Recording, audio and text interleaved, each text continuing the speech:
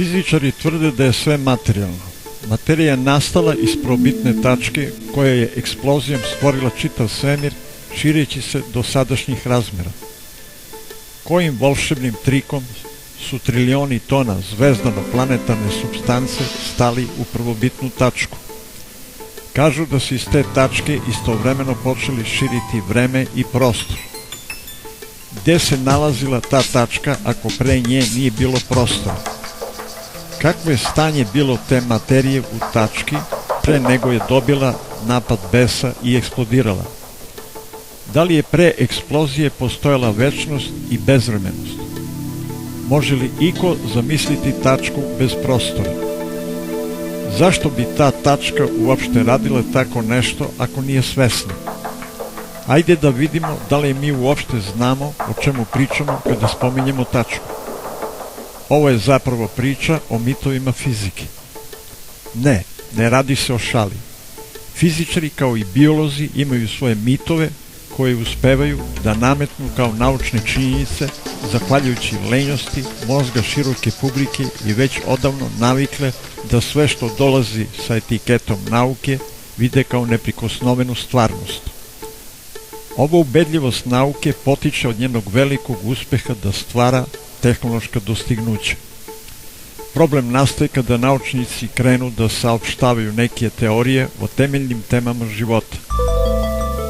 Tada pribegavaju mitovima. Mitovi nisu samo stvar prošlosti, već se oni stvaraju i danas, ali ne prepoznaju kao takvi.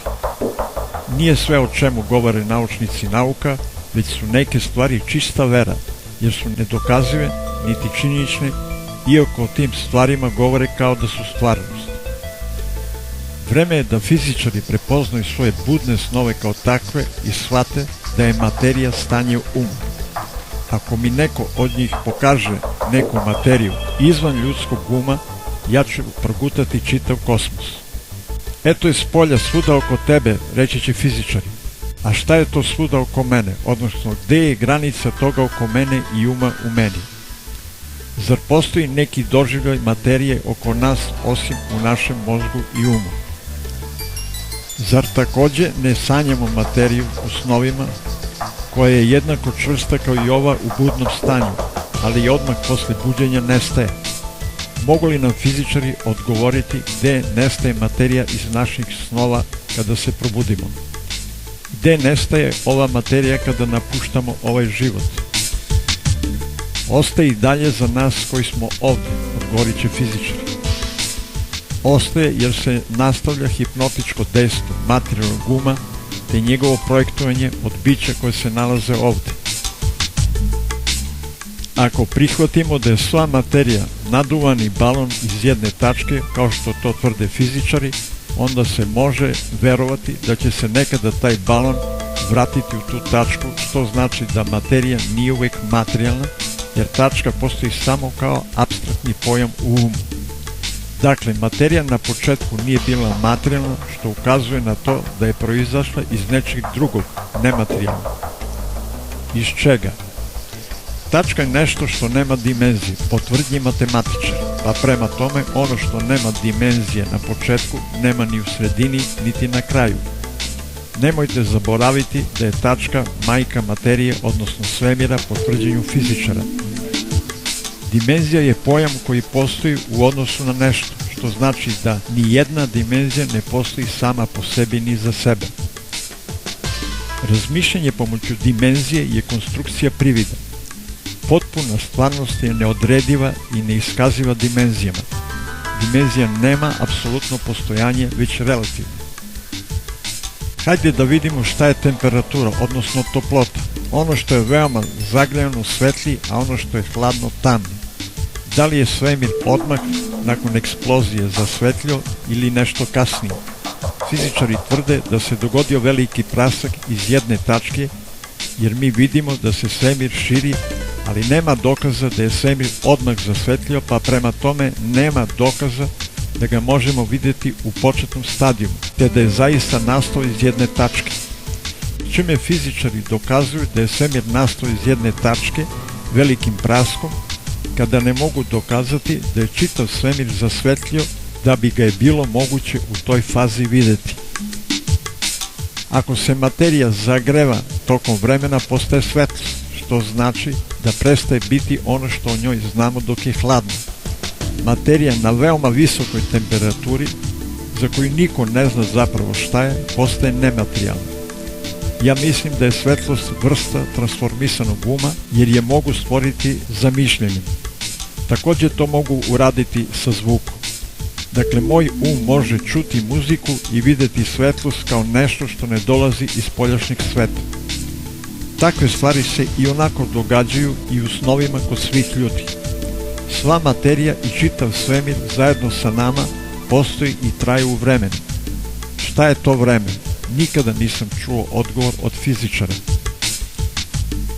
Korišćenje vremenske dimenzije je jednako besmisleno, kao i korišćenje prostornih, ali je korisno u svakodnevnom životu. Možemo misliti o vremenu u odnosu na prvobitno vreme, kada je počelo širenje svemira, ali nema dokaza da pre toga nije bilo nekog drugog vremena, odnosno drugog i drugačijeg svemira. U svakom slučaju i vremenska dimenzija ne postoji sama po sebi, već uvek u odnosu jedna na drugu. Da li postoji vreme nezavisno od kretanja? Prvo se trebamo zapitati kretanje čega? Kako god kretanje bilo, njega mora pokrenuti neka osnovna sila. Ali zašto? Opet se vraćamo na početak, a to je zašto je veliki prasak nastao. Nisam nikada čuo šta o tome kažu fizičari. Za njih jednostavno namera ne postoji, jer namera pretpostavlja svesni um, a svesni um je krajnje nepoželjen u fizici, jer ona upravo izbegava psihiku. Ona traži neko znanje stvarnosti bez psihe. Uvek me iznova zapanjuje potreba fizičara da odbacuju svest. Fizika je šizofrena nauka koja stvara i održava šizofreno čovečanstvo.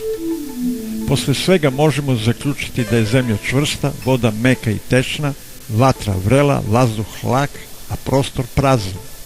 Ova civilizacija veruje da su u prošlosti ljudi bili primitivni i glupi, a dokaz za to izvodi iz činjenice da naši drevni preci su poznavali tehnologiju.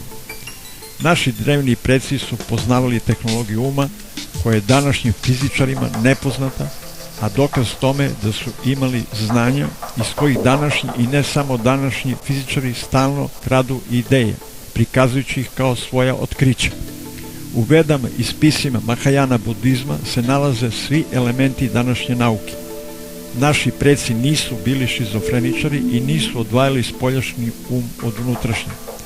Za njih je postojala samo celina. I spoljašnji i unutrašnji um su privid, nastao zbog dejstva čula i mehanizama psihofiziologije. Platon i Pitagora nisu živjeli u tehnu udobnosti u kojoj mi sada živimo, pa su i tekako bili pametni. Nama tehnologija pomaže samo do kraja naših vrlo kratkih ovozemaljskih života, a potom je besmislena i nepotrebna. Tehnologija uma je pak vredna i sada i ovde, a naročito posle.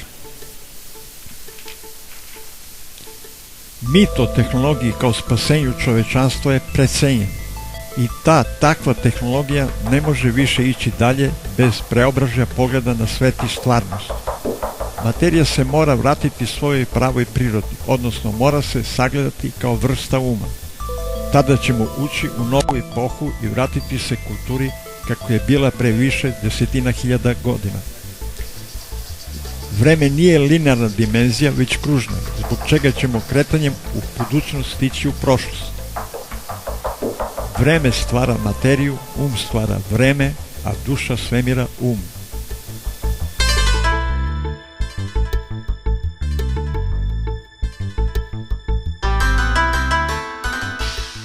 Naše tumačenje sveta zavisi od iskustva koje smo stekli u ovom svetu. Zato su takva tumačenja nepotpuna, nepouzdana, ograničena, pristrasna i podsvesna u odnosu na viši plan bivanja.